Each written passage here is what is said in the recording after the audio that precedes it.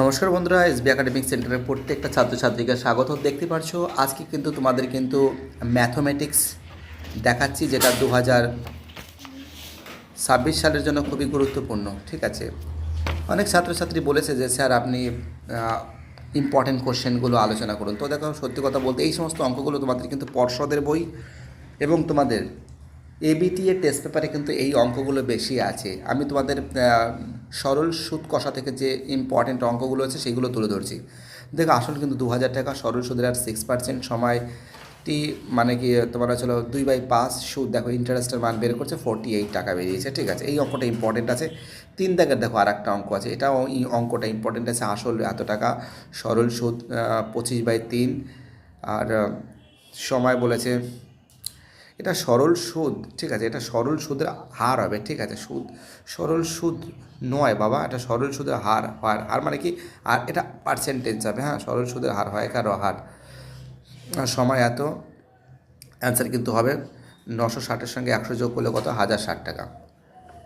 7 দাগের অঙ্ক দেখো, 7 দাগের অঙ্ক কিন্তু আমি ইম্পর্টেন্ট সিলেক্ট করেছি 2 মার্কসের জন্য। আসল x টাকা, সরল সুদ 6%, সরল সুদ x প্লাস x 2x, সুদ সমান সমান 2x থেকে একটা এক্স দিলে একটা এক্স থাকে। আমরা দেখতে পাচ্ছি সময় পেয়েছি 16×2=3। ঠিক আছে, এত পেয়েছি।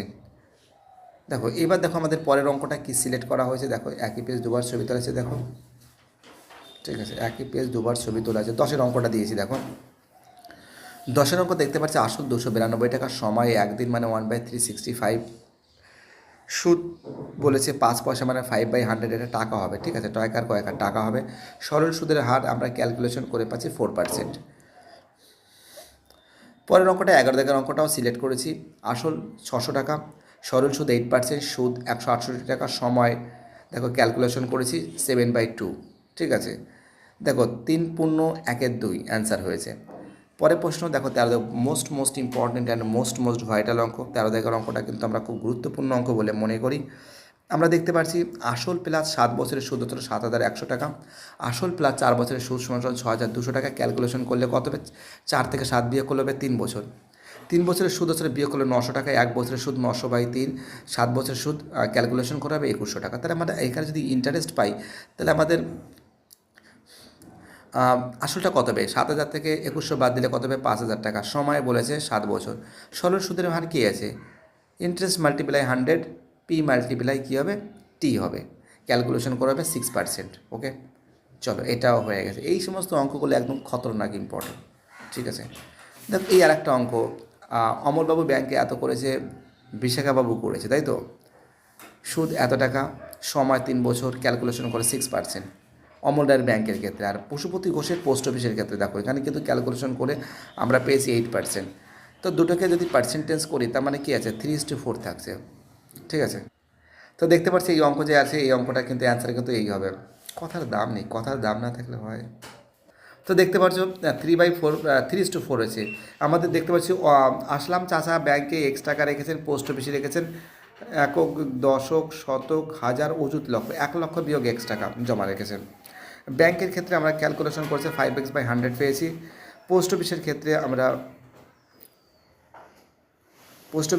দেখো দেখতে পাচ্ছি এখানে কিন্তু ক্যালকুলেশন করে আমরা পেয়েছি। দেখো এখানে বোঝা যাচ্ছে না ঠিকঠাক, তো আমি তোমাদের বুঝিয়ে দিচ্ছি। ইন্টারেস্ট সমান 1 লাখ বিয়োগ এক্স মাল্টিপ্লাই 1/6/100। ঠিক আছে, দেখো এখানে দেখলে তুমি বুঝে যাবে। এখানে যে এটা পোর্ট করেছে না, এই যে দেখো, এই যে দেখো, হ্যাঁ এইটা ওখানে বোঝা যাচ্ছে না ঠিক, বাট এখানে তো বোঝা যাচ্ছে। 5x/100 প্লাস 1 লাখ বিয়োগ এক্স মাল্টিপ্লাই 1/6/100, ক্যালকুলেশন করে এটা আমরা পাচ্ছি। এখানে আমরা দেখতে পাচ্ছি x সমান সমান কে পাচ্ছি? 60,000 টাকা পাচ্ছি। ঠিক আছে, এবং তাহলে যদি তাহলে এখান থেকে 60,000 টাকা থেকে যদি আমি 1 লাখ টাকা বাদ দিই, কত হবে? 40,000 টাকা পাবে। তো পোস্ট অফিসে জমা রাখে, তো বুঝতেই পারছো পৃথিবীর মধ্যে সহজ অঙ্ক। 17 দাগের অঙ্কটাও দেখে নাও। আসল টাকা আছে, সরল সুদের আছে, ইন্টারেস্ট আছে।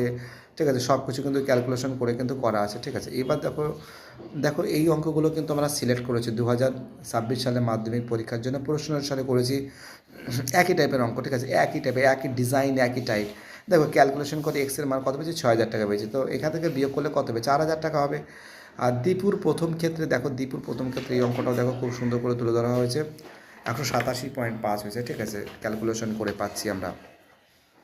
এবং তারপরে দেখো আমরা দীপুর দ্বিতীয় ক্ষেত্রটা দেখো, দীপুর দ্বিতীয় ক্ষেত্রটা পেয়েছি, দেখো ওখানে কত পাচ্ছি 150 টাকা পেয়েছি, ঠিক আছে। এবং দীপুবাবুর তৃতীয় ক্ষেত্রটা দেখো এখানে কত পাচ্ছি 500 টাকা পাচ্ছি। তাহলে কী হবে, টোটাল যোগ হয়ে যাবে, টোটাল আমরা যোগ করেছি, ঠিক আছে। 185 যোগ 150 এটা যোগ করে কত পেয়েছি, এত পেয়েছি। আর এর সঙ্গে না, এর সঙ্গে না আর একটা এই 2000 টাকা এর সঙ্গে যোগ করলে হয়ে যেত, একবারে হয়ে যেত, সে ঠিক আছে, কোনো সমস্যা নেই। তো দেখো আমাদের 19 জায়গার যে অঙ্কটা আছে, 19 জায়গার অঙ্কটাও তোমরা দেখতে পাচ্ছ, সরাসরি 19 জায়গার অঙ্কটা করে দিয়েছি। আসল আসল কিন্তু দেখো দেখা যাচ্ছে সরল সুদও রয়েছে, ইন্টারেস্ট টাইমও রয়েছে, এক্স রয়েছে, সুদ আসল আমরা ক্যালকুলেশন করছি। বহুত গুরুত্বপূর্ণ অঙ্ক, বহুত গুরুত্বপূর্ণ অঙ্ক, কিন্তু এটা মানে এত গুরুত্বপূর্ণ অঙ্ক বলা যায় না, মানে ভাষা নেই আমার কী করে বোঝাবো তোমাদের। না চলো, এই দেখো এই যে অঙ্কটা দেখো প্রশ্ন অনুসারে করেছি, দেখেছো, প্রশ্ন অনুসারে করার পরে অ্যাঙ্কেল করে 9 বছর পেয়েছি, কী হচ্ছে টাইম পাচ্ছি 9 বছর, কারণ এখান থেকে দেখো ক্যালকুলেশন করা হয়েছে, ক্যালকুলেশন করা হয়েছে কত, যেটা 33600 এটা মাইনাস মাইনাস কেটে দিয়েছি, দেখো ক্যালকুলেশন করে 9 বছর বেরিয়েছে। দেখো আমরা দেখতে পাচ্ছি রথির বাবু রয়েছে, বড় মেয়ে X টাকা, বড় মেয়ের জন্য Y টাকা, আসলে X টাকার সময় 5 বছর, সুদের হার 10%, আর সুদের পরিমাণ x/2 পাচ্ছি বা 3x/2, এখানে ক্যালকুলেশন করে আমরা দেখতে পাচ্ছি একক, দশক, শতক, হাজার, 80,000 টাকা। ছোটো মেয়ের ক্ষেত্রে সুন্দর করে গোছানো হয়েছে, ছোটো মেয়ের ক্ষেত্রে